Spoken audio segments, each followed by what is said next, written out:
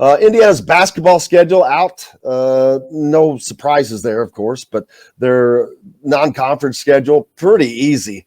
The only two marks on there, they have to travel to Syracuse for the ACC Big Ten Challenge, and before that, they'll go to St. John's. Or no, they're at home against St. John's. St. John's game's in Bloomington, right in the Notre Dame and Indy, so you got 3 games.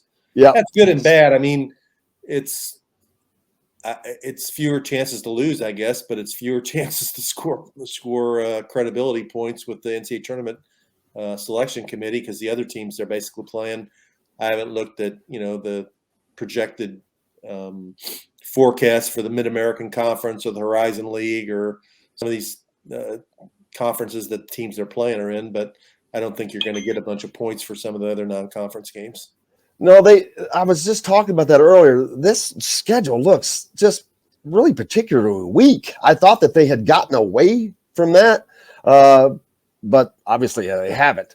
Notre Dame. Also interesting they're not playing any exhibition games too. I thought that was interesting. I think they're playing 1 or 2 secret scrimmages. I guess the BC Mega Bahamas trip, I guess, took care of part of that. Is that why it is? I guess so. I don't know, but. For the conference side of things, I think they came out on the good side. They only have to play Illinois and Michigan at home. They have to travel to Iowa and Michigan State, but getting those 2 teams at home only, that's a win for Indiana, I think. Michigan and Illinois. It's set up. I think they've got the easier games are in the front half of the schedule. It's kind of front loaded for success. It's harder down the stretch. They open with Nebraska at home. Yes, Is that sir. Correct? Nebraska will be better this year, I think. Year 3 for Hoiberg, and then they go to Wisconsin. Mike Woodson goes to Madison and wins. He's going to get a statue, man, because who's going to win up there? Is it Knight? Did Davis win there or Knight? It might be Knight. Knight won there. Because Todd would laugh like he can't believe that they can't beat Wisconsin anymore. So we used to beat them like a drum, and it's flip-flopped. I mean, there was one stretch I think they won over 30 in a row against them. 31 straight games, I think. Right. I think they've only won one time in the Kohl Center ever. I think that's correct. Yeah. Green never did. Archie never did. Maybe Sampson did. I don't know, but it might have been Davis or it could have been Knight. I mean, and they got Davidson back and then a bunch of young guys. I think. I mean, this is the year you got to beat Wisconsin. And then they come home and they have like Minnesota and Ohio State at home. I think that's what it is. I mean, yep, Minnesota. And they have to travel to Iowa, travel to Nebraska. Okay. Yeah, Ohio State's at home. Then they have to travel to Penn State. Then we got Minnesota at home. Then they're back on the road to Iowa, Nebraska. Then they got Purdue, Michigan, and Penn State, a 3-game set at home. Purdue, of course, they've lost 9 straight to the Boilermakers. I think Indiana can cut that streak this year at home. Of course, I'll know more when we get to see them actually play, but that streak's got to end at some point, man. I know Purdue has got a really good team, but they could have beat them last year. And they Indiana has the talent, and now they have the coaching. It just has to be put together. Well, I think this is one place where the coaching will come in because Woodson will approach Purdue with a different amount of passion than Archie. I mean, he just has to because he's a former IU player. He knows what it means. Dane Fife being a former IU player, he knows what it means. I'm not sure the previous staff really grasped the whole thing. I really don't think they did grasp the whole thing of how important it was to win that game. I don't know that they grasped the importance of winning, period, at Indiana. Personally, but I set you up for that one. Thank you very much. Hit that. I noticed Archie quit following me on Twitter, so did he? Yeah. I'm surprised he still has Twitter. Then maybe he doesn't. I don't know. I don't know. I hadn't looked to see when the last time was he tweeted, but when I was going through some of my Twitter followers the other night, I noticed he wasn't following me anymore. So I guess I'm out of the will. Oh, that's funny. That's terrible because he's got a pretty good one. He'll have a pretty good will to leave, man.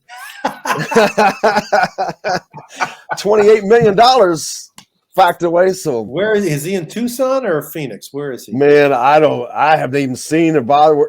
Is that where Sean is? Is Sean still out there? Are they just hanging out together, spending their millions? Yeah, Sean's in Tucson. Someone told me he's in Arizona. I would think he would probably be where his brother is, but Phoenix is a nicer place to live than Tucson, in my opinion. So yeah, kicking back, saying, "You believe we got away with this, man? This is awesome."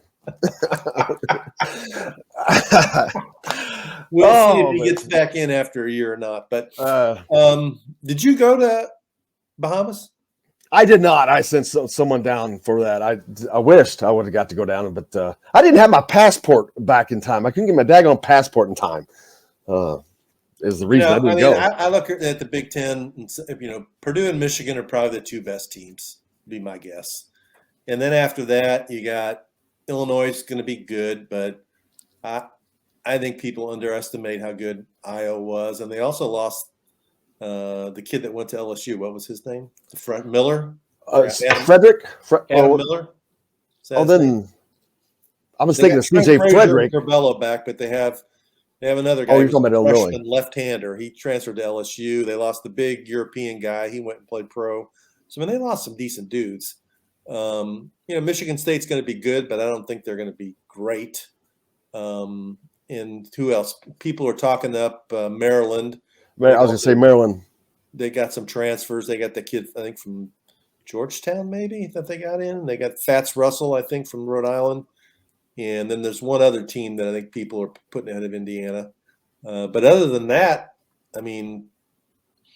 Minnesota's bad. Penn State, bad. Rutgers, I know they got back Harper and Young, but, they lost the big guy, and they lost they don't have Young back. They have Geo Baker. They lost Young. So Rutgers should be beatable. Indiana should be 6th, 7th in the league, in my opinion.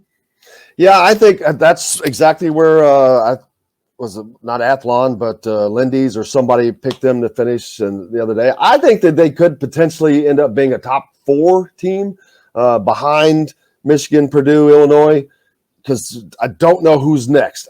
Those 3 are I agree with you. Those are probably the top 3, and then I don't know. We'll see how the season goes, but it should be a good one. Ohio State is the team we're forgetting. A lot of people are high on Ohio State because E.J. Liddell came back, but they did lose. They lost the one guard. He went pro Walker. Was that his name? I think it was.